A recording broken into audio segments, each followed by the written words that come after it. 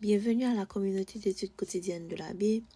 Nous sommes dans notre dernière journée en vue d'étudier la leçon 7 des jeunes cette semaine qui avait pour titre l'endurance dans la souffrance.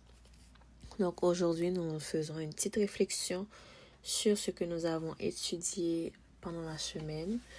Nous avons ciblé 3 questions que nous allons partager avec vous et nous allons essayer de trouver des réponses à ces questions-là. La première question, c'est comment discerner si une épreuve vient de Dieu ou de Satan? Cette question, lorsque nous avons analysé cette question, à première vue, on se demandait comment est-ce que nous allons pouvoir y répondre. Donc, la réponse que nous proposons, et si toutefois vous avez une autre réponse, vous avez d'autres éléments de réponse, nous vous invitons à les partager avec nous en commentaire.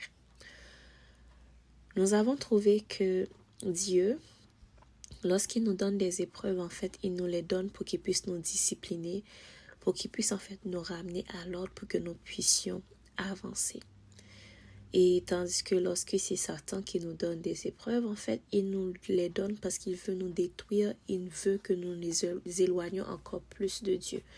Donc, il nous fait douter avec ces épreuves, il nous fait remettre en question la parole de Dieu, et nous fait en fait nous éloigner vraiment de la présence de Dieu. Et tandis que lorsque c'est Dieu, en fait, il nous envoie des épreuves qui vont nous faire une rétrospection, si nous pouvons dire ainsi. Et ces rétrospections, en fait, ils vont nous emmener en fait à regarder où est-ce que nous faussons dans notre parcours avec Christ, et nous allons faire en sorte que ça puisse ne plus arriver en fait dans notre parcours avec lui. La deuxième question que nous avons, c'est réfléchir aux histoires de ceux qui ont enduré des épreuves peut-il nous aider à grandir dans notre foi et à mieux faire face à nos propres difficultés expliquées. Nous avons dit oui. Et l'exemple que nous proposons, c'est l'exemple des 3 Hébreux que nous avons parlé de cet exemple pendant la semaine. Nous voyons que ces 3 jeunes, en fait, ils ont souffert, ils ont enduré beaucoup de problèmes, beaucoup d'épreuves. Et à chaque épreuve, en fait, leur foi grandissait. Et pourquoi est-ce que ces histoires-là, elles sont d'actualité, puis elles viennent nous rechercher? C'est tout simplement parce que on voit que eux aussi ils ont souffert, eux aussi ils sont passés par plein de soucis, mais Dieu en fait, Dieu a toujours été là pour eux, Dieu les a toujours délivrés, ils ont toujours remporté la victoire. Donc ça en fait, ça nous donne de la force de passer par ces moments difficiles que nous traversons, et ça nous permet en fait de toujours garder le regard fixé sur Jésus, parce que en lui nous savons que nous avons la victoire. Et la dernière question est celle-ci: dans les moments difficiles, quelle est la meilleure façon de gérer l'absence et le silence apparent de Dieu? Donc, pour cette réponse, en fait, ce qui serait très important, ce serait de savoir comment gérer l'épreuve. Premièrement, nous devons tenir ferme, donc savoir que Dieu, en fait, il nous demande de persévérer, même si la situation nous semble sans issue.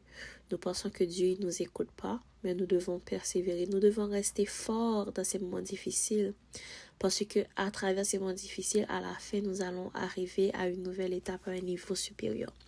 Nous devons nous rappeler aussi des moments que nous avons passés avec Dieu, comment il nous a délivrés par le passé. Ne pas faire comme le peuple Israël, en fait, qui se plaignait à chaque fois, qui oubliait, en fait, les promesses de Dieu, qui oubliait les miracles que Dieu faisait pour lui. Nous devons nous souvenir. Et pour que nous puissions, en fait, ne pas sentir ce vide-là tout le temps, oui, nous allons le sentir, mais pour pas que nous doutions, en fait, nous devons profiter, lorsque les moments sont bons, de passer du temps exceptionnel avec Dieu. Ainsi, en fait, lorsque nous allons arriver dans des moments difficiles, nous n'allons pas perdre de vue, en fait, notre objectif qui est de passer du temps avec Dieu. Donc, le plus que nous allons passer du temps avec lui, c'est le plus que nous allons pas ressentir ce vide-là, ce silence. Et nous allons, en fait, comprendre ces promesses dans notre vie, nous allons les accepter. Parce qu'il nous faut accepter la volonté de Dieu dans notre vie. Il nous faut lui demander que sa volonté soit notre volonté. Il nous faut persévérer. Et persévérer, en fait, cela ne signifie pas ne rien faire. Mais cela signifie en fait c'est combattre le bon combat de la foi. Et nous vous disons de continuer même si vous arrivez des coups durs. Continuez à croire en l'avenir, même lorsque tout s'effondre autour de vous. Vous devez prouver à Dieu votre fidélité. Elle est la clé de votre succès. Et en gardant la foi dans l'épreuve, vous montrez en fait à Dieu que vous lui restez fidèle même dans les moments de désert. Et nous aimerions vous encourager à cela aujourd'hui. Persévérer dans la difficulté, proclamer la parole de Dieu. Donc, c'est avec ces mots en fait que nous mettons fin à notre leçon de cette semaine. Nous allons vous dire dans 2 Corinthiens 4, versets 16 à 18, c'est pourquoi nous ne perdons pas courage, et lors même que notre homme extérieur se détruit, notre homme intérieur se renouvelle de jour en jour, car nos légères afflictions du moment présent produisent pour nous au-delà de toute mesure un poids éternel de gloire, parce que nous regardons non point aux choses visibles, mais à celles qui sont invisibles, car les choses visibles sont passagères et les choses invisibles sont éternelles. Notre prière pour vous en cette fin de leçon, c'est que Dieu en fait vous permette de rester fidèle à lui, vous permette de toujours fixer vos regards vers lui, et que même dans les moments difficiles, vous vous souvenez que c'est un Dieu en fait qui est capable de tout. C'est un Dieu qui nous donne la victoire en tout temps, en tout lieu. Donc faites-lui confiance et laissez-le agir dans vos vies en son temps.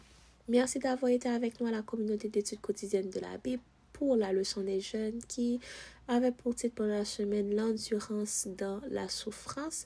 Continuez à suivre notre chaîne sur WhatsApp, abonnez-vous à cette page YouTube, partagez la vidéo autour de vous pour que plus de personnes puissent être hâtées en fait par ce message d'amour et d'espoir.